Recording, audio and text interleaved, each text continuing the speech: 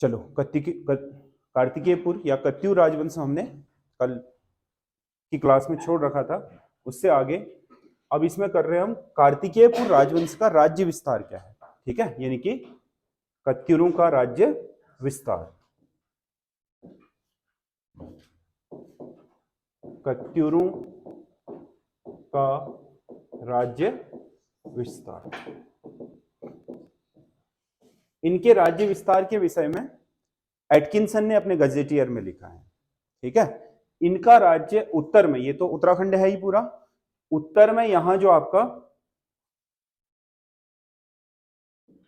ये वाला हिस्सा दिख रहा है कैलाश पर्वत वाला, उत्तर में कहां, कैलाश श्रेणी है जो, वहां से दक्षिण में जो आपका क्या है, रोहेलखंड, जिसे कटेहर भी कहा जाता है, रोहेलखंड तक। ठीक है, और पूर्व में कह रहा है ये, इसके बाद हम इधर नेपाल की तरफ को चले तो ये जो नेपाल का आपका गंडकी नदी है, यहां से शुरू होता है पूर्व में और पश्चिम में जाता है यहां से कहां तक, आपका सतलज तक, हिमाचल प्रदेश के सतलज तक। इसका मतलब संपूर्ण उत्तराखंड के साथ साथ पश्चिम में ये हिमाचल प्रदेश तक, पूर्व में ये आपके नेपाल तक और दक्षिण में रोहेलखंड तक विस्तारित था। ये किसने लिखा है, एटकिंसन ने। किसने लिखा है, एटकिंसन ने, जो उसने क्या लिखे, गजेटियर, उसमें उसने बताया है। ठीक है, और राजधानी आपको पता है, पहली राजधानी क्या थी, आरंभिक राजधानी क्या थी, कार्तिकेयपुर या जोशीमठ, और फिर बाद में कहां आ गई, कत्यूर घाटी आ गई। ठीक है, ये राजधानी है पहली और फिर दूसरी राजधानी। प्रारंभिक राजधानी जोशीमठ, दूसरी राजधानी बैजनाथ। ठीक है, जोशीमठ कार्तिकेयपुर में थी, बैजनाथ कत्यूर घाटी में थी। ये इनका राज्य विस्तार है। ठीक, इसके बाद इस राज्य का संचालन कैसे करते थे ये लोग, राज्य का संचालन, सबसे बड़ा तो ये जितना आपने लिखा, ये तो इनका क्या हो गया, प्रशासनिक, जो कत्यूरों की प्रशासनिक व्यवस्था थी,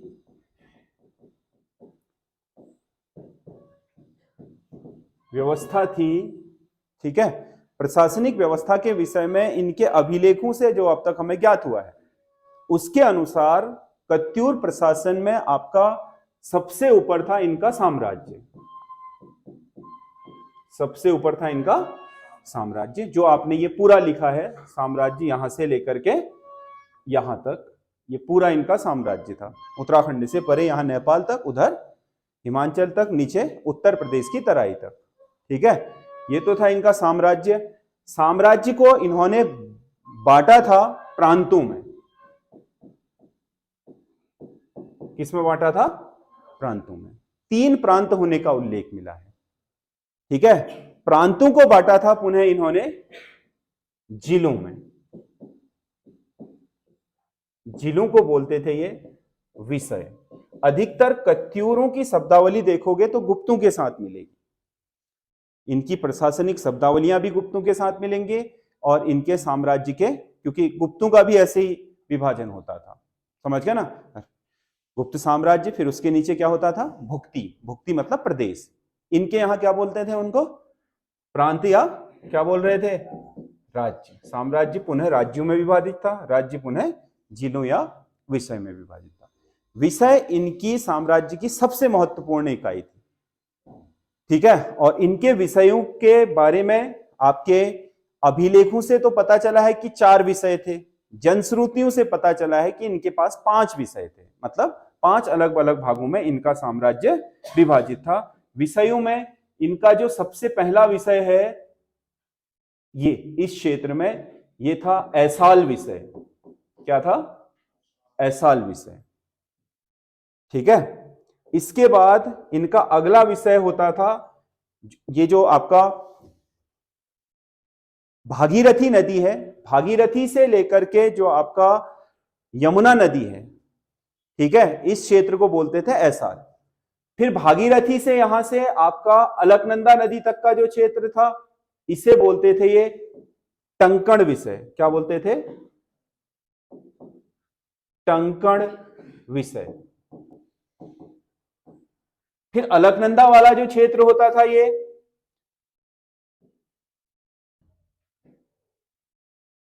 अलकनंदा वाले क्षेत्र को बोलते थे ये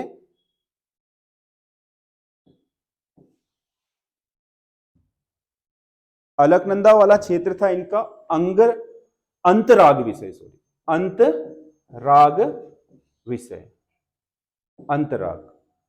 ठीक है। और इससे ऊपर कुमाऊं वाले क्षेत्र में जो होता था इसे ये बोलते थे कार्तिकेयपुर विषय। और एक विषय था इनका मायापुर। क्या था? मायापुर हाट। ये 5 विषयों का उल्लेख मिला हुआ है। ठीक है। सबसे पश्चिम में इनका ऐसाल विषय था जो यमुना के आपके आसपास था। उसके बाद जो आपका भागीरथी और अलकनंदा के बीच का क्षेत्र था वो टंकणपुर विषय था। अलकनंदा की उपत्यका में जो था वो अंतराग विषय था। और जो कार्तिकेयपुर बैजनाथ वाला क्षेत्र था वो कार्तिकेयपुर विषय था। और तराई में जो आपका हरिद्वार वादी क्षेत्र था वो था मायापुर विषय। 5 विषयों का उल्लेख हुआ है। मतलब 5 किसका? जिलों का। विषय मतलब ये जिले। ठीक है। 3 प्रांतों में विभाजित बताया गया है। उनके नाम आए नहीं है, कहीं पर आए होते तो अभिलेखों में कहीं पर उल्लेखित होता तो उसका नाम हम बता देते आपको। ठीक है। कौन कौन से प्रांत थे ये पता नहीं है, प्रांत थे बस, प्रांतों के नीचे फिर विषय होते थे। ठीक है। प्रांतों के जो आपके साम्राज्य का प्रशासन तो कौन देखता था? खुद राजा देखता था। ठीक है। प्रांतों का प्रशासन देखने वाला अधिकारी कहलाता था ऊपरीक या राज्यपाल। शायद राज परिवार का ही कोई व्यक्ति अधिकारी होता क्योंकि ये स्टेट थे इनके। मतलब जैसे भारत एक, अभी मान लो भारत एक साम्राज्य है तो उत्तराखंड, उत्तर प्रदेश इसके क्या है? प्रांत हैं। समझ गया ना? तो जो आपके क्या थे? गुप्त थे। समझ गया ना? गुप्त इनको क्या बोलते थे? ऊपरीक ही बोलते थे। जो प्रांतों के प्रशासक होते थे ऊपरीक बोलते थे। उसके नीचे जो आपके क्या थे? जिले वाले, इनको बोलते थे क्या? विषयपति। जिलों या आपका विषयों का हर एक में एक एक क्या होता था? विषयपति। इनका प्रशासन ये देखता था। ये अंडर होता था किसके? ऊपरीक के। अगर मान लो ऐसे इनके क्या प्रांत रहे होंगे तो एक एक प्रांत में क्या रहता होगा? एक प्रांतपति या ऊपरीक रहता होगा जो इनके ऊपर शासन करता था। और ये सीधे शासित होते थे किसके द्वारा? राजा के द्वारा। विषय शासित किसके द्वारा होते थे? राजा। क्योंकि साम्राज्य का सर्वोच्च आपका प्रशासनिक अधिकारी राजा था। राजा के नीचे प्रांतों के प्रांतपति या फिर आप जिन्हें ऊपरीक कह रहे हो, और उसके नीचे फिर जिलों पर विषयपति। ठीक है। इस तरीके से ऊपर से नीचे तक साम्राज्य चल रहा था। इससे नीचे की इकाइयों का पता नहीं है फिलहाल। ठीक है। ये इनकी क्या थी? राज्य था और उस राज्य का प्रशासनिक विभाजन था। ठीक है। अब इन राजाओं के जो आपका कत्यूर राजा थे, इन राजाओं के जो विभिन्न प्रशासनिक अधिकारियों के नाम मिले हैं वो क्या थे?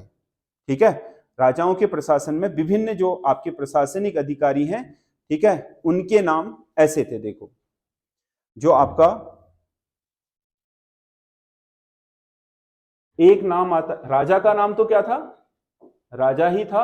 और ये महाराजा धीराज की उपाधि धारण करता था। महाराजा धीराज। ठीक है। राजा के साथ एक आपका नाम आया है महादेवी का। महादेवी, महादेवी संभवतः प्रधान रानी थी। अब रानियां तो उस समय राजाओं की एक से अधिक भी हो सकती थी ना। उनमें से जो प्रधान रानी थी उसे क्या कहा गया है? महादेवी। ठीक है। उसके अलावा जो राजकुमार थे, राजकुमार, इनके लिए रैंका शब्द प्रयोग में लाया गया है। ठीक है। छोटे राजकुमारों को क्या बोलते थे? रैंका। ठीक है। और कहीं कहीं पर जो आपके ये थे, इन राजकुमारों को रजबार भी कहा गया है। क्या कहा गया है? रजबार। ये अभिलेखों से मिला है। राजा राजा ही था या कहीं कहीं पर महाराज की उपाधि धारण करता था। उसकी प्रधान रानी को महादेवी बोलते थे। उसके जो पुत्र होते थे राजा के, उनको क्या बोलते थे? रैंका, या छोटे वाले आपके जो राजकुमार थे उन्हें रैंका बोलते थे, और जो महत्वपूर्ण राजकुमार थे, युवराज होते थे, जो जिनके हाथ में आप कमान आएगी, युवराज कौन कहलाएगा? राजकुमारों में 4 भाई हैं, राजा के 4 बेटे हैं, तो 4 के 4 तो राजकुमार कहलाएंगे। युवराज कौन सा वाला कहलाएगा? जिसको महाराज की सत्ता हस्तांतरित होगी आगे चल करके, उत्तराधिकार में जो राजा बनेगा उसे युवराज कहते हैं। शायद युवराजों के लिए रजवार शब्द का प्रयोग किया जाता था, और छोटे राजाओं या राजकुमारों के लिए क्या होता था? रैंका शब्द प्रयोग में लाया जाता था। ठीक है। इसके अलावा इनका जो सेनापति था, सेनापति, इसका नाम था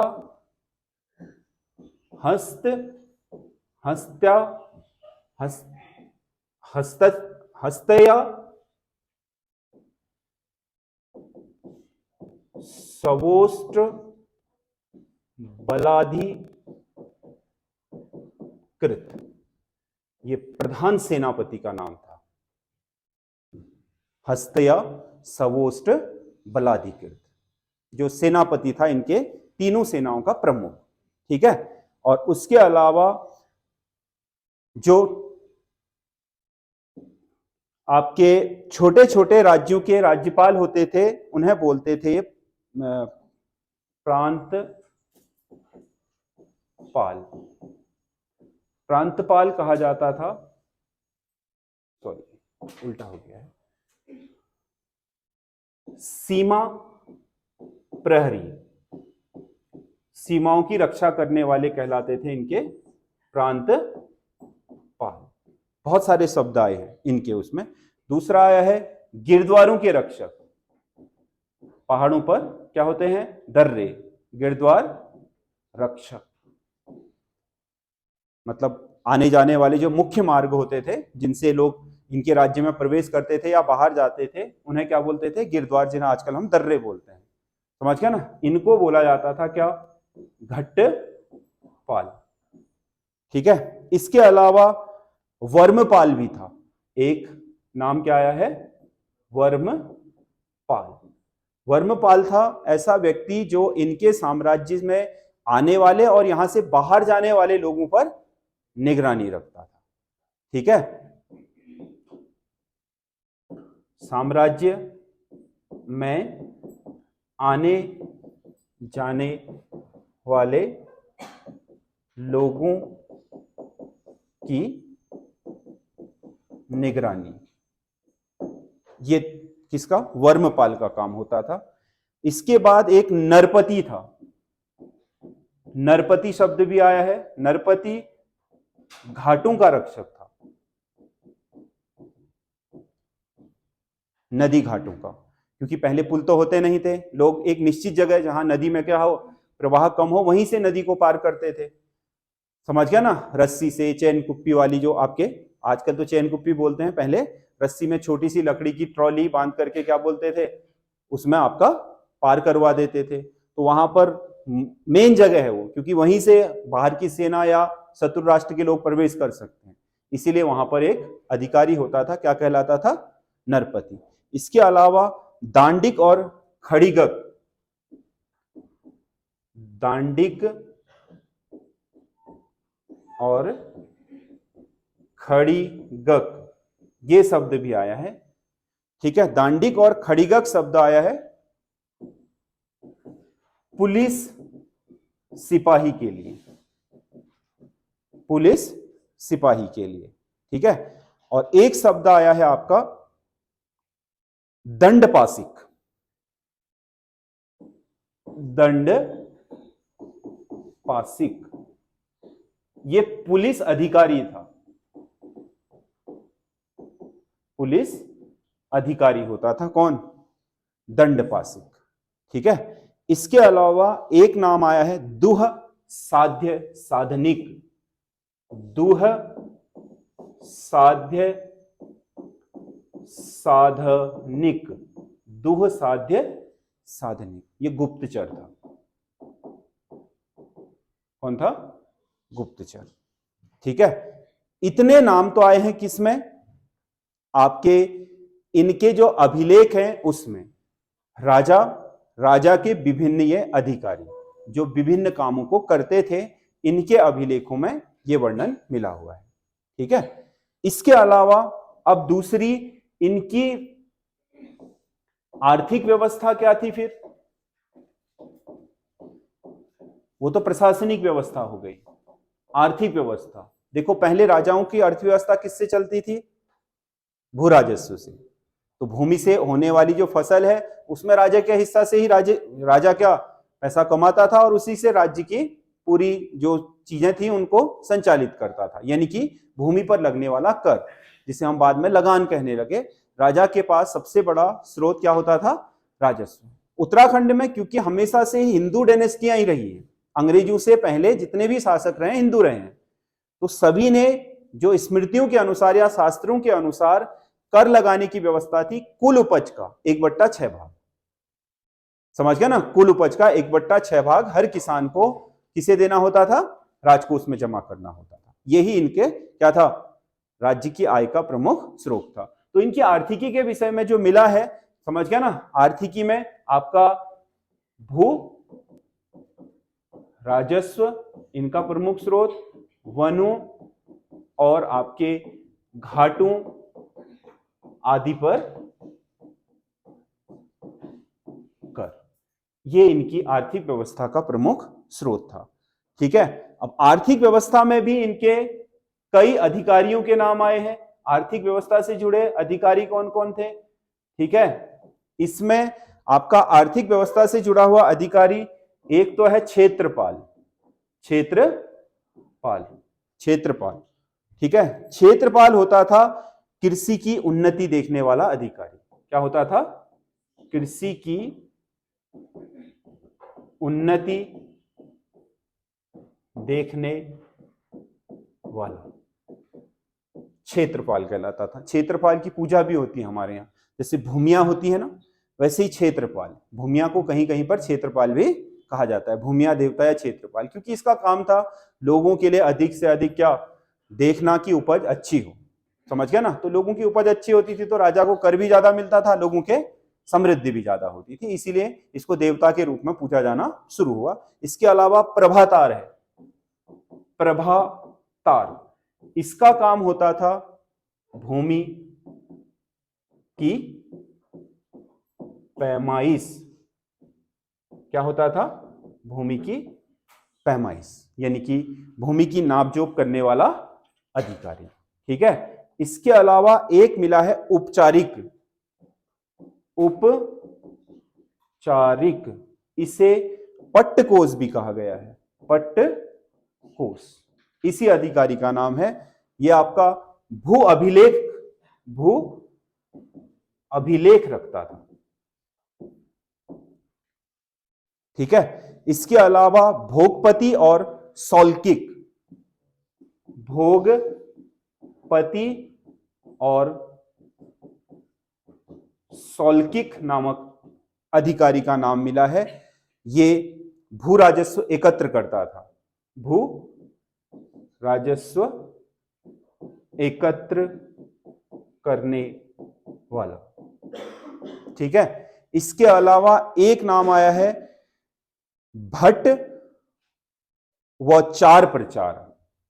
भट्ट और चार प्रचार, ठीक है, इसका काम था बेगार लेना। क्या करना? बेगार लेना। बेगार मतलब जो लोग राजा की सेवा में मुफ्त का सेवा देते थे, मतलब पारिश्रमिक लेना लोगों से, जिसके बदले में श्रम लेना जिसके बदले में पारिश्रमिक नहीं दिया जाता था, उसे बेगार बोलते थे। ठीक है, ये आपके विभिन्न अधिकारी थे जो कृषि और भू राजस्व व्यवस्था से जुड़े हुए थे। क्षेत्रपाल का काम क्या था? कृषि की उन्नति देखना। प्रभातार सारे कृषि के डॉक्यूमेंट्स को क्या रखता था? प्रभातार क्या करता था? कृषि क्षेत्र की पैमाइश नापजोक करता था, उसी के आधार पर कर निर्धारित होता था। ये आपका जो पट्टकोष है, ये भू अभिलेख, सारे भूमि के अभिलेख, किसके पास कितनी भूमि है इसका रिकॉर्ड रखता था। भोगपति या सौल्किक, ये भू राजस्व को इकट्ठा करता था। समझ गए ना? सब लोगों से ला करके उसे राजकोष में जमा करवाना। और भट्ट तथा चार प्रचार ये बेकार लेते। ठीक है, ये इनकी आर्थिक व्यवस्था है। अब देखो सैन्य व्यवस्था। सैन्य व्यवस्था में सबसे ऊपर कौन, संचालन कौन करता था? संचालन करता था सैन्य व्यवस्था का राजा। समझ गया ना? राजा के नीचे सर्वोच्च सेनापति होता था। क्या लिखा इसका नाम आपने? हस्तस्य सर्वोच्च बलाधिकृत, ये सर्वोच्च सेनापति था। इसके अंडर 4 प्रकार की सेनाएं थी। गोलमिक यानी कि पैदल सेना, अश्व बलाधिकृत यानी कि घुड़ सेना, ऊष्ट बलाधिकृत यानी कि ऊंट सेना, और हस्ती बलाधिकृत यानी कि हाथी सेना। अब ऊंट सेना तो होगी या नहीं होगी, लेकिन अभिलेखों में मिली है, क्या पता तराई के क्षेत्रों के लिए रखे हों। समझ गया ना? क्योंकि इनका जो शासनकाल रहा है वो 700 ईस्वी से कितना 1010 ईस्वी या 1100 ईस्वी के आसपास तक रहा है। तो उस दौरान ऊंट तो आ गया था। ऊंट लाए हैं अरब, और अरब आए भारत में सबसे पहले कब? 636 ईस्वी में। मुसलमानों का सबसे पहला आगमन सिंध में हुआ था 636 ईस्वी में। वही ऊंट लेकर के आए थे, रेगिस्तान के रास्ते आए तो ऊंट लेकर के आए। ऊंट भी लाए थे, खजूर भी लाए थे। ठीक है। 712 ईस्वी में मीर कासिम, जो आपका क्या था, मीर कासिम था, उसका आक्रमण हो गया। तो उसके साथ ही इस्लाम का एक व्यवस्थित तौर से भारत में प्रवेश हो गया। लेकिन पहला जो आपका पहली बार इस्लाम का आगमन व्यापारियों के रूप में हुआ था भारत में। ठीक है। और वो आपका ऊंट लेकर के आए थे। अरब लाए हैं ऊंट भारत में, और ऊंट भी और खजूर भी। ठीक है। तो सीधी सी बात है, इनके समय आ गया था ऊंट, इसीलिए क्या पता कहीं पर 2-4 ऊंट पाल के रखते होंगे। या हाथी पहाड़ों पर तो मतलब था नहीं, इसीलिए मैदान में, जैसे आपने क्या लिखा, मायापुर हाट, जो इनका क्या था विषय था, उसमें रखते हो क्या पता। बाकी आपका गोलमिक और आपका क्या है, अश्व तो इनका चलता ही होगा। समझ गया ना? पैदल सेना और ये तो थे ही। समझ गया ना? ये आपका इनका सैन्य संचालन था। ठीक है। अगर इनकी भाषा और लिपि की बात करोगे, भाषा की बात करोगे, तो भाषा के 2 आधार हैं इनके। ठीक है। इनकी राजभाषा संस्कृत थी। क्या थी? संस्कृत। मतलब राजकीय कार्य किसमें होते थे? संस्कृत। और लोक भाषा, लोग बोलते क्या थे इनके साम्राज्य में? लोक भाषा पाली। लोक भाषा क्या थी? पाली थी। ठीक है। और इसके अलावा इनके कुछ राजाओं के आपके उल्लेख भी मिले हैं कि किस राजा ने क्या करा। 5 राजाओं का विशेष तौर पर उल्लेख है। निंबरदेव, निंबरदेव का उल्लेख इसलिए है क्योंकि उसने जागेश्वर के जो आपके क्या है मंडप हैं, यानी कि जागेश्वर के जो मंदिर हैं, उनका निर्माण शुरू करवाया था। उसके बाद ईष्टगणदेव है। ईष्टगणदेव की सबसे बड़ी उपलब्धि है कि उसने पूरे कुमाऊं और गढ़वाल का एकीकरण करके एक साम्राज्य बनाया। और दूसरा, जागेश्वर में महिषासुर मर्दिनी मंदिर है, लकुलीस मंदिर है, नटराज मंदिर है, वो सब उसके बनाए हुए हैं। ठीक है। तीसरा, ललित सूरदेव। दूसरे वंश में सबसे महान शासक कौन हुआ है? ललित सूरदेव। ललित सूरदेव के लिए आपका जो पांडुकेश्वर ताम्रपत्र है, उसमें आपका विष्णु का अवतार यानी कि वराह अवतार बताया गया है। ठीक है। और चौथा है भूदेव। ठीक है, जिसका उल्लेख मिला है। भूदेव के लिए कहा गया है कि यह आपका शैव मतावलंबी था, इसलिए इसने उत्तराखंड में बहुत बड़े पैमाने पर विरोध किया। किसका? बौद्ध धर्म किया, बौद्ध धर्म को उसे निकाल दिया था यहां से। और 5वां मिलता है ब्रह्मदेव का, जो वीरम या वीरदेव के नाम से जाना जाता है। ठीक है। ये कत्यूरों के राजवंश की गाथा है। ठीक है। इतना ही पढ़ना आपको कत्यूरों में, इससे ज्यादा कुछ नहीं है।